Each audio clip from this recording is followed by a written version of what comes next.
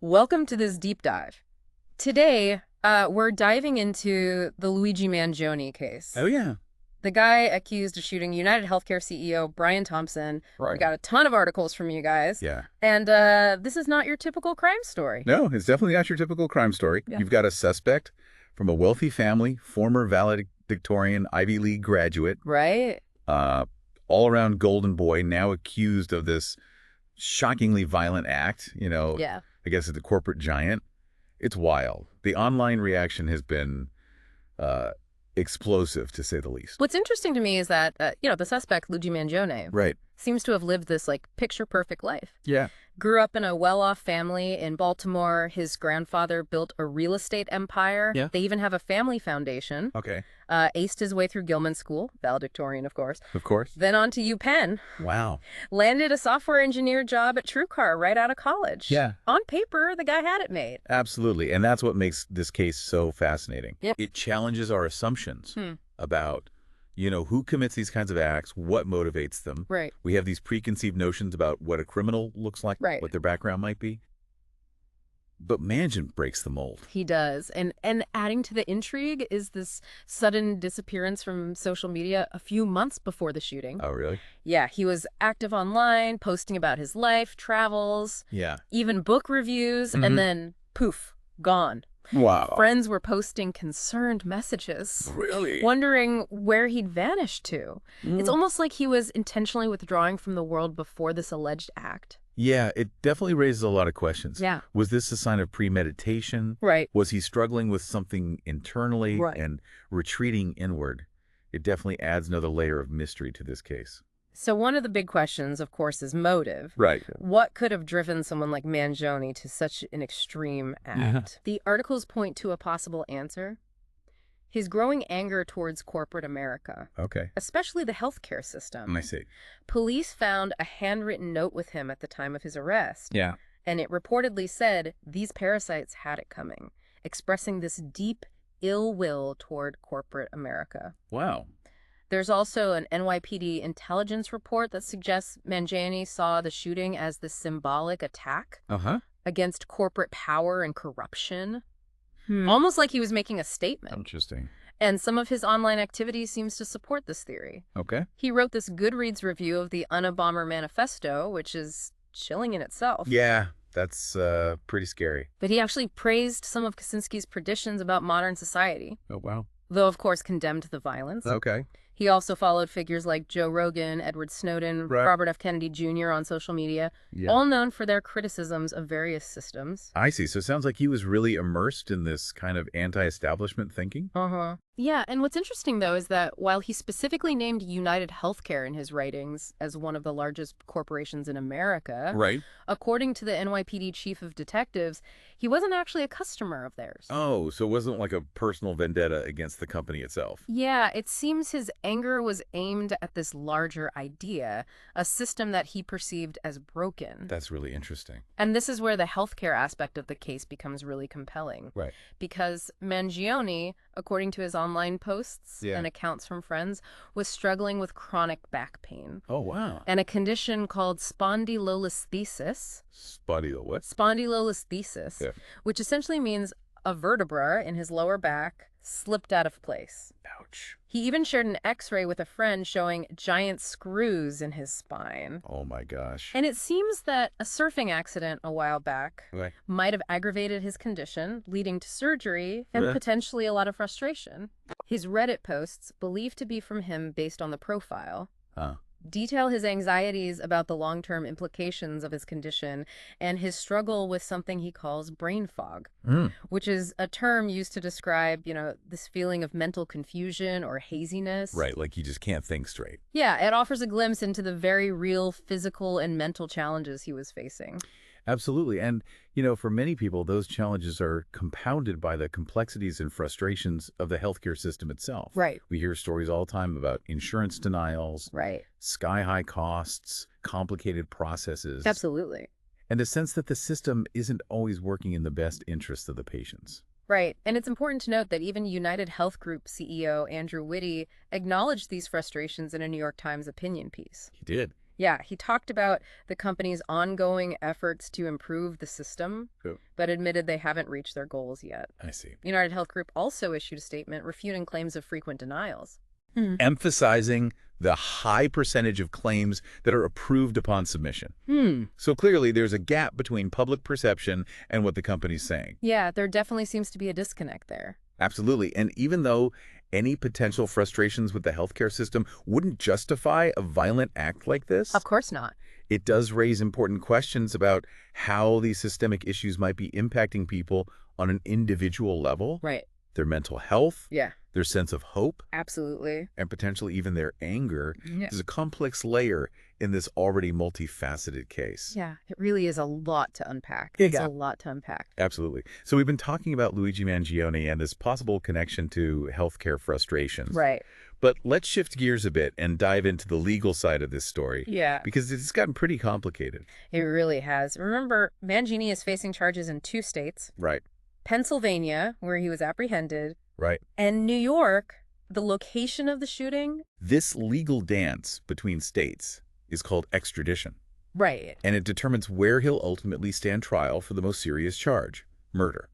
That's right. And initially he was fighting extradition to New York, but there's been a development. Oh. The Manhattan District Attorney, Alvin Bragg, has hinted that Mangione might waive his right to fight it Oh, interesting. and willingly come to New York to face charges. Huh. If that happens, it could be a strategic move by the defense. Yeah. Waiving extradition can sometimes help expedite the legal process Right. and avoid this protracted battle over jurisdiction. Right. It's a calculated risk, of course, Yeah. but one that seasoned attorneys like Karen Friedman Agnifilo, Mangione's lawyer, Right. often consider carefully. Okay, so before we get too deep into the extradition battle, let's go back to how Mangini ended up in Pennsylvania in the first place. Okay.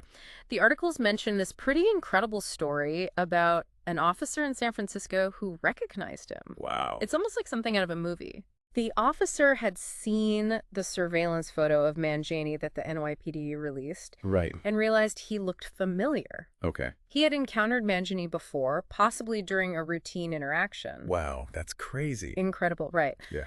The officer wasted no time Mhm. and tipped off the FBI, which led authorities straight to Mangini at a McDonald's in Altoona, Pennsylvania. Wow, talk about being in the wrong place at the wrong time. And then during the arrest, they found some pretty incriminating evidence on Mangini, right? Oh, yeah, they did.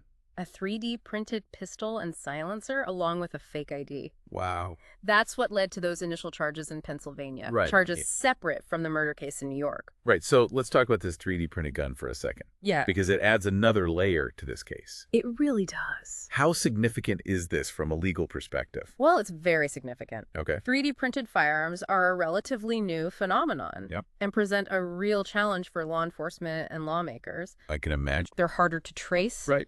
potentially easier to obtain illegally, Yeah, and their increasing presence in crimes is a growing concern. that's scary. In Mangioni's case, authorities say the 3D printed gun they recovered matches the shell casings found at the scene in New York, Oh, wow. directly linking him to the shooting. Oh, okay. They also say they found his fingerprints on items near the scene. That's pretty strong evidence against him. And there was also that handwritten note, Right. which investigators are calling a claim of responsibility, Yeah. along with other writings they found in a spiral notebook. Okay, so those writings could be key to the prosecution's case. Yeah, They're likely to argue that the writings, especially the note claiming responsibility, right. combined with the physical evidence, paint a picture of premeditation, Right. suggesting that this was not a random act of violence, Right.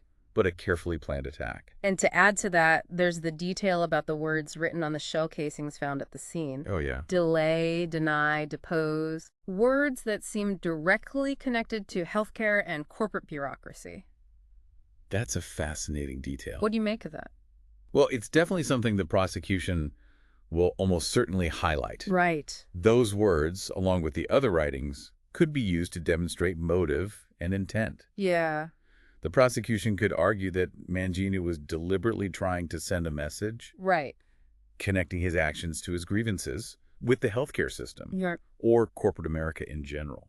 We've touched upon this already, but the public response to this case has been unlike anything I've seen before. Yeah, it's really been something else. On the one hand, you've got people expressing sympathy for Mangione, Right. anger at the healthcare system, Nah. even some going as far as to justify his actions. Yeah, it's unsettling. And on the other hand, you have people condemning the violence, Of course. worried about the precedent this sets, Right. and concerned for the safety of other business leaders. Yeah. The fact that a defense fund for Mangione has raised over $132,000 from public donations speaks volumes about how divided public opinion is on this case. It really does. It's alarming, and as you mentioned earlier, law enforcement is taking the potential for copycat attacks very seriously. The Center for Internet Security even issued a report warning about it, highlighting the potential danger of online platforms being used to glorify violence or encourage others to act similarly. That report is a stark reminder of how quickly online rhetoric can escalate and Right. potentially spill over into real-world consequences. Yeah. This case has tapped into this vein of societal unrest, Mm-hmm. and it's important to recognize how powerful and potentially dangerous online narratives can be. And beyond the online world, real-world security concerns have been heightened too. Oh, yeah. The NYPD intelligence report warning of an elevated threat to executives is no small thing. Absolutely not. And then you have Governor Kathy Hochul taking action, Right. convening business leaders and law enforcement to discuss safety measures. And even considering a hotline for CEOs to report threats. Wow. Those actions show how seriously officials are taking the potential ripple effects of this case. Yeah. It highlights the fear and anxiety that many business leaders are now facing, Right. Yeah. realizing that they may be targets of violence stemming from this kind of anti-corporate sentiment. It's a sobering reminder that the actions of one individual can have far-reaching consequences, Yeah. impacting not only those directly involved, but potentially creating a climate of fear and uncertainty for others. Absolutely. As we head into the final part of our deep dive, Okay. what are some of the big questions, the Yeah. things that really stand out to you in this whole tangled web of a case? Well, the legal proceedings are only one piece of the puzzle here. Right. We have to remember that. We also need to think about the broader societal context, right? Yeah. The healthcare debate, Mm-hmm. the anger toward corporate America, Yeah.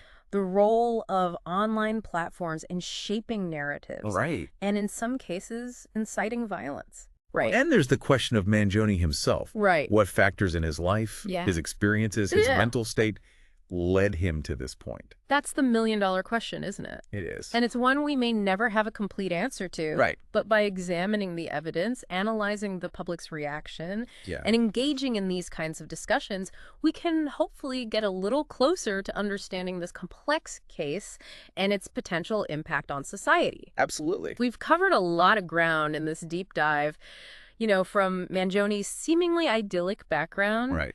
to the legal complexities and Yeah. tradition, 3D printed firearms. Uh-huh.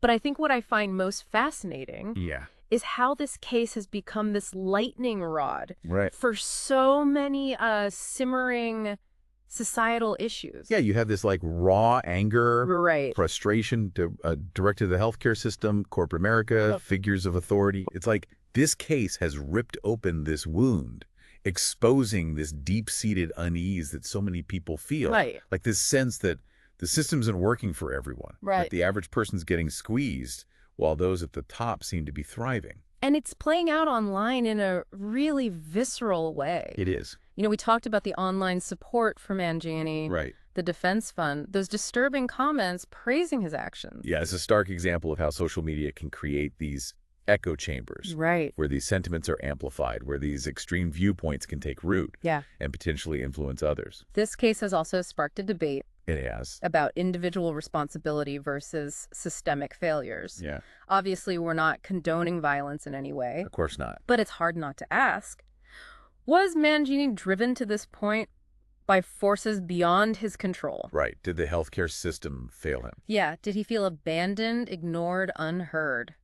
It's a tough question. These are tough questions, but they're ones that I think we need to grapple with as a society. I agree. What's fascinating here is how this case forces us to confront this uncomfortable truth Yeah. that even seemingly ordinary individuals Right. with privilege and opportunity can be driven to these extreme acts. It's true. It challenges our assumptions about, who commits these kinds of crimes, what motivates them. Yeah, and it forces us to confront the very real fear and anxiety that many business leaders are now facing. It's true. That NYPD intelligence report warning of an elevated threat to executives is chilling. It is. And then you have Gov Hochul taking action, convening business leaders and law enforcement. Right. Even considering a hotline for CEOs to report threats. It's a stark reminder that we live in a world where violence can erupt in these unexpected ways. Yeah. Where those who once felt immune are now realizing they might be targets.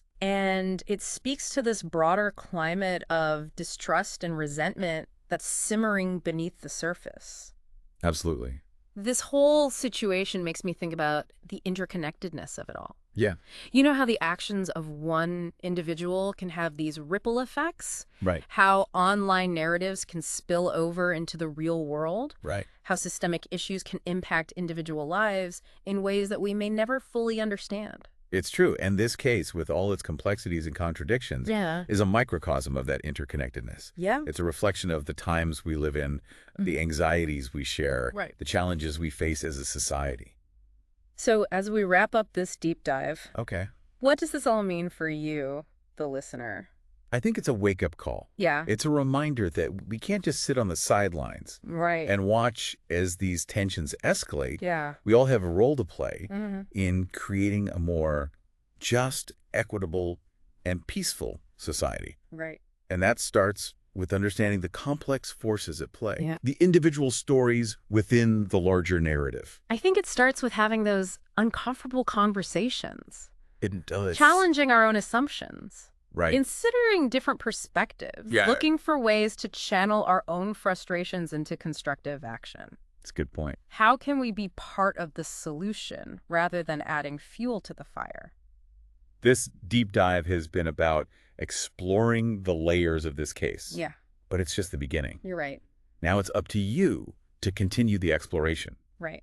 Ask yourself, what does this case reveal about the times we live in? Yeah. What can we learn from it? Right. And how can we use this knowledge to create a better future? Those are the questions that linger long after the headlines fade. Thanks for joining us on this deep dive. Yeah, thanks for listening, everybody. We'll continue to follow this story as it unfolds. Absolutely. Until then, stay curious, stay engaged, and stay informed.